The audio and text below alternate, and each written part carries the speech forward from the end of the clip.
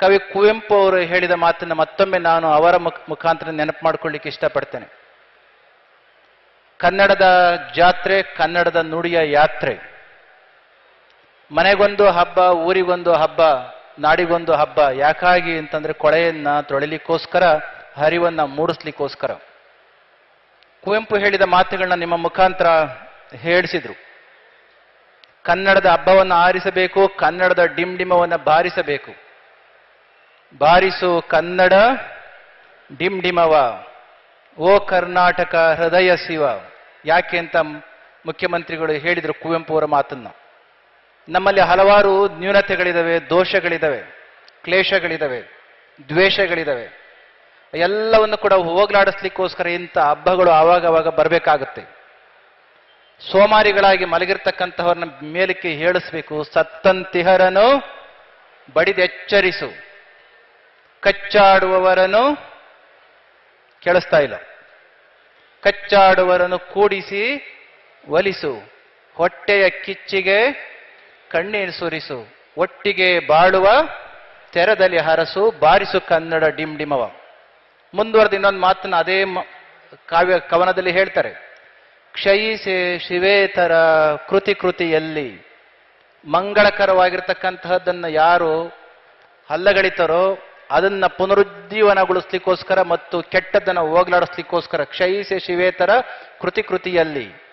ಮೂಡಲಿ ಮಂಗಳ ಮತಿಯಲಿ, ಸರ್ವೋದಯವಾಗಲಿ ಸರ್ವರಲಿ.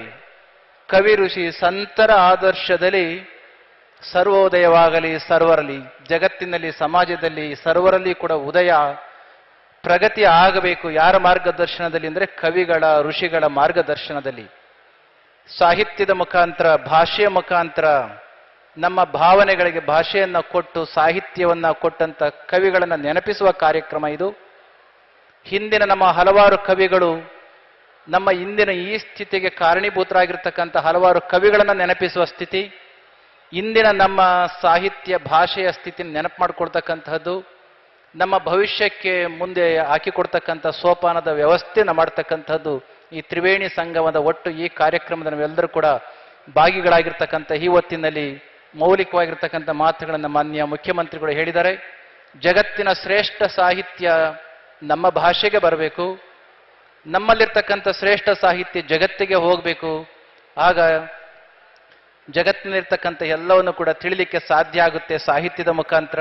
ಅಂತಹ ಕನ್ನಡಮ್ಮನ ತೇರು ನಡೀತಕ್ಕಂಥ ಸಾಹಿತ್ಯ ಸಮ್ಮೇಳನ ನಮ್ಮ ಮಂಡ್ಯದಲ್ಲಿ ಉದ್ಘಾಟನೆಯಾಗಿದೆ. ಮುಂದಿನ ಇಂದು, ನಾಳೆ ಮತ್ತು ನಾಡಿದ್ದು ನಾವೆಲ್ಲರೂ ಕೂಡ ಇಷ್ಟೇ ಶಿಸ್ತಿನಿಂದ ಈ ಕಾರ್ಯಕ್ರಮನ ನಡೆಸಿಕೊಳ್ಳೋಣ ಎಂಬ ಮಾತಿನ ಸಂದರ್ಭದಲ್ಲಿ ಹೇಳಿ, ಸರ್ವಾಧ್ಯಕ್ಷರಾಗಿರ್ತಕ್ಕಂಥ ಗುರು ಚನ್ನಬಸಪ್ಪನವರು ಶ್ರೇಷ್ಠ ಸಾಹಿತಿಗಳು, ಉತ್ತಮ ವಾಗ್ಮಿಗಳು, ಹಿರಿಯರಾಗಿರ್ತಕ್ಕಂಥವರು. ಅಂತಹವರ ಪೂರ್ಣ ಜೀವನದ ಅನುಭವದ ನುಡಿಗಳನ್ನು ನಾವೆಲ್ಲರೂ ಕೂಡ ಕೇಳೋಣ ಎಂಬ ಮಾತನ್ನು ಈ ಸಂದರ್ಭದಲ್ಲಿ ಹೇಳಿ, ಈ ಸಂದರ್ಭದಲ್ಲಿ ಶ್ರಮಿಸಿರ್ತಕ್ಕಂಥ ಎಲ್ಲರಿಗೂ ಕೂಡ ಮಂಡ್ಯದ ಜನತೆಯ ಪರವಾಗಿ ಧನ್ಯವಾದಗಳನ್ನು ಹೇಳ್ತಾ ನನ್ನ ಮಾತುಗಳನ್ನ ಮುಗಿಸ್ತೇನೆ. ಜೈ ಶ್ರೀ ಗುರುದೇವ್.